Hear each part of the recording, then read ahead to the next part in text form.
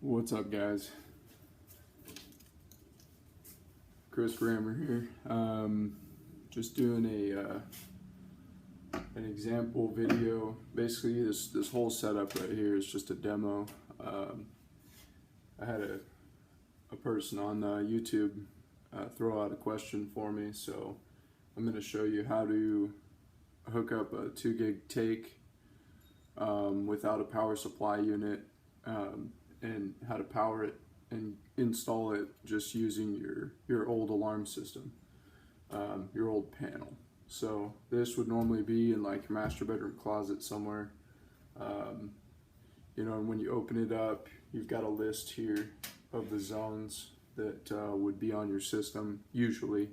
If it's not here, then it'll be on the keypad that is, you know, by your front garage door, master bedroom, you know, wherever they decided to put it.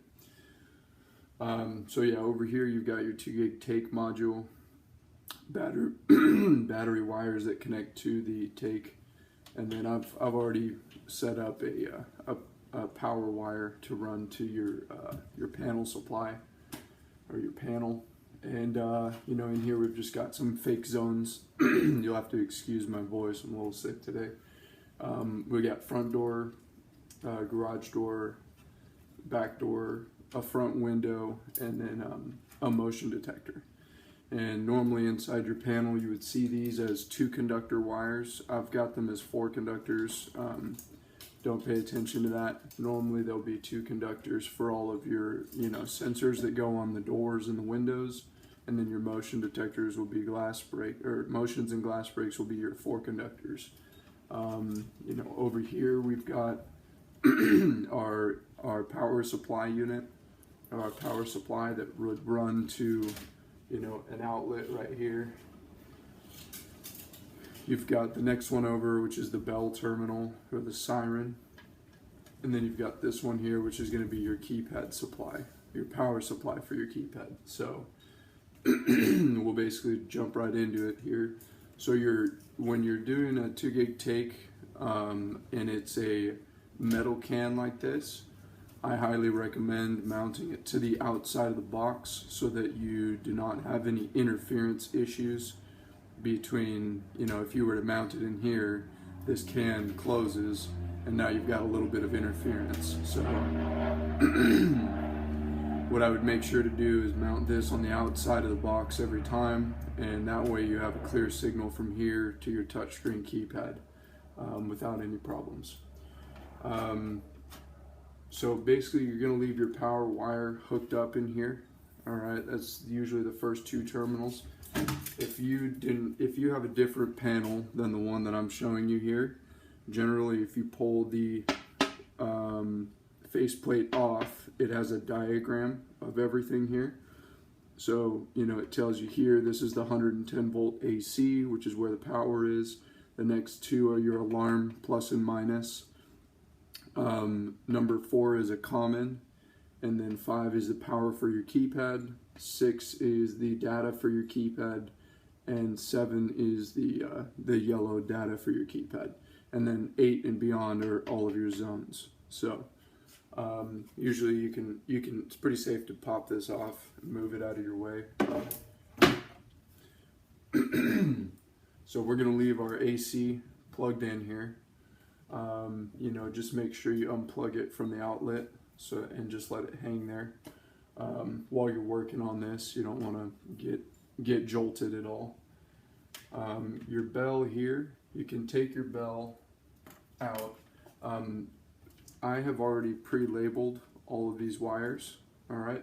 Normally, what you know, if a really good technician came in and did a good job, he'll label all his wires. So this one's AC, bell, KP for keypad, and then I've just got 1, 2, 3, 4, and 5 with dashes on all of them to label them as the zone numbers. But anyways, you don't always find it like that. So make sure you label your wires first before you start anything. You know, do your AC, your bell, label your keypad wire, and label your zones. And when you do the zones on the motion detectors, it's very important that you look at which terminal on here is your sensor and which one is your common.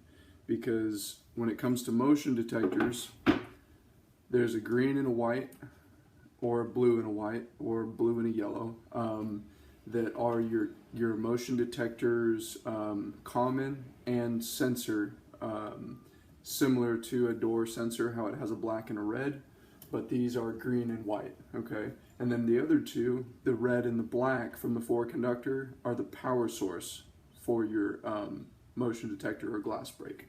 So when you are removing these, you want to make sure that you label whichever one is in the zone terminal as the zone, so that you remember that, okay? So I've got white in this one here, so let me grab it.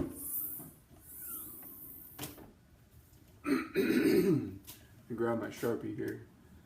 So this white one here, if it was zone number 5, I would just put 5 checks on that zone right there. Okay, that way I know that white is the one that needs to go from here, it be removed and plugged into my takeover module. Okay. So anyways, so you're going to unplug your power source, you're going to leave your AC power supply plugged into the first 2 terminals. Okay, so that's out of the way. The bell here, you can undo the bell.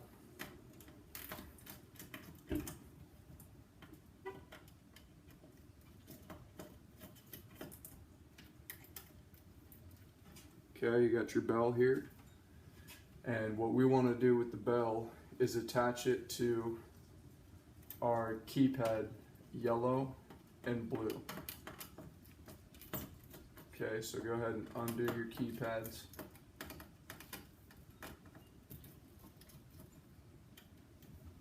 Alright. Okay, what you'll notice I did here was I pulled out my keypad 4-conductor wire and my siren 4-conductor wire. And once I was done, I put this red auxiliary red wire back in here, because that's the power source for the motion detector. And I'm also going to put the negative for the motion back into terminal 4. And that is because the motion detector is still going to require power to work, and we are using this panel as the power source. Okay, so make sure you put those 2 back in there. And yeah, so let's move on. So what you're going to do is you're going to take your siren. Generally, they should be bundled together like this. If you have a 4-conductor wire, they should be spliced together like this. It's not required. It's just, I don't know why, I've just always done it like that. And it's a smart thing to do. So so you take your negative and your positive, and you're going to intertwine that. You're going to splice that with your yellow and green, yellow and white, yellow and green, or white and blue, or whatever. Your light is going to go with the light. Okay, so yellow is going to go with the yellow and the red for positive, and then your blue is going to go with the black and blue for the negative. Okay, so basically what we're doing is we're redirecting the siren to go to your new touchscreen keypad that you're about to install. All right, and then you're going to B cap these off. Okay, you'll put little B caps. Let me show you.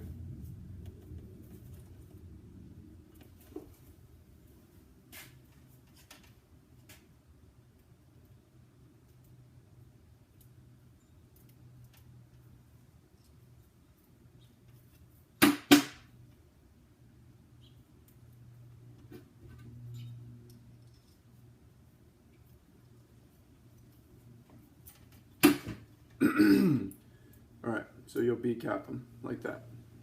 Okay, now you have the red and black, okay, that are just going to be the common and the positive for your the power to your touchscreen keypad, okay, which is generally going to go wherever your old keypad was. So you've got black here, red here, and what you're going to have to do is get yourself some red wire. You know, it's better that it's red because you have a fire panic button on your keypad. Get yourself some red wire. You're gonna splice it here, and then you're gonna run that wire through the wall to the outlet here. So you'll have an outlet right here for your keypad, your touchscreen keypad, and then you'll have another power supply right here that is specifically for this panel. Okay, so always make sure you run the individual power supply for your touchscreen. Okay, and then these wires are basically out of the picture now because you've taken care of them. Okay. So the next thing we're going to do is move on to our zones. So we're going to go to zone 1. All right, and there's 2 different ways you can do this. All right, number 1, you loosen up your zone and you take your wire here at the top,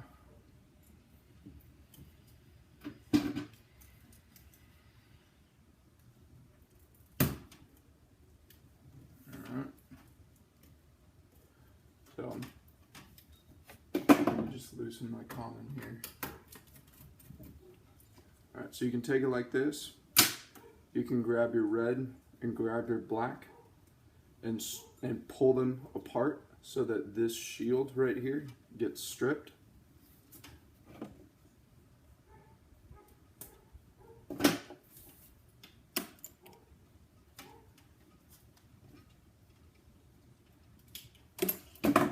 Okay, and then you'll wind up basically with a wire like that. Alright, and you can just cut off that excess crap that we don't need. And you'll take your negative, plug it back in to where the negative goes. Okay, the other option, the other route is you can take the red before you strip it. If it's like just too hard to strip or you don't want to deal with it, you can take your red, strip it back just a little bit right here on the end. Okay, and then get yourself a jumper. And what you would do is just splice a jumper onto the end of this long enough to reach down through this hole to this to the take right here. So because I stripped it back like that, I'm just going to take this, and because I know this is zone 1, I'm just going to hold on to it. I'm going to bring it down here. Okay, you don't want the copper right here too gangly looking or long, so make sure you cut it a decent length. And you're going to take that,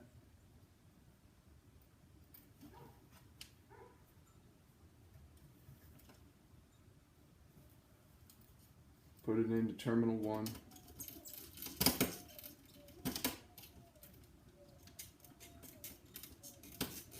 Tighten it down.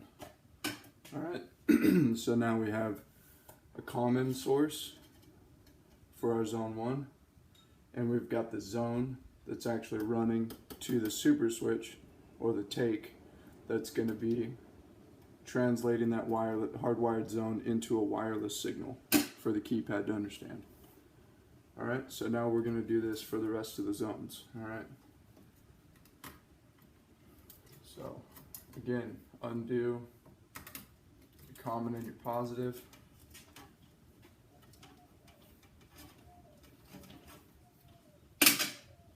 You know, and you can either pull them like this and split them, or if that's too hard, then you can just take your snippers there and just strip it like that, pull that off, and then cut these 2 wires that you're not using, which again, on a door or window contact, you usually will not have a 4-conductor wire. You'll have 2 conductor, which means it'll just be red and black instead of red, black, green, and white. Alright, so now we've got the second wire.